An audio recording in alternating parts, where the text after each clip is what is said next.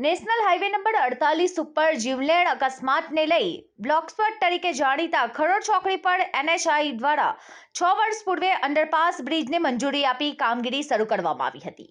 કામગીરી મંથર ગતિ અને વારંવાર બંધ રાખી સમય મર્યાદા કરતાં વધુ સમય લીધા બાદ આખરે 1 મહિના પૂર્વે જ ચોમાસા પૂર્વે શરૂ કરવામાં આવ્યો હતો. જે બ્રિજને શરૂ થયાને 1 મહિનામાં જ અંકલેશ્વરમાં પડેલા ધોધમારને વરસાદના કારણે ખાંગા પાડી દીધા છે. બ્રિજની વડોદરા તરફ જતી લેનમાં એપ્રોચ રોડ પર મસમોટા ખાડા પડ્યા હતા, તો બ્રિજ પર પણ ખાડા જોવા મળી રહ્યા છે, જેને લઈ હાલ એક લેન બંધ રાખી સમારકામ કરવામાં આવી રહ્યું છે. તેમાં પણ ઇજારદારની વેઠ ઉતારતા જોવા મળ્યા છે અને રોડ ખાડામાં બ્લોક બેસાડી લીપાપોતી કરી રહ્યા છે. ટૂંકના ગાળામાં બ્રિજની ક્ષમતા સામે ઊભા થયા છે આ સવાલો. બ્રિજ કામગીરી નબળી હોવાના પુરાવા આપતા ગાબડાને લઈ વાહન ચાલકોમાં રોષ ફેલાયો છે. બ્રિજ વડોદરા તરફનો લેન બંધ રહેતા બ્રિજ નીચેના એપ્રોચ રોડ પર વાહનોની કતારો જોવા મળી હતી.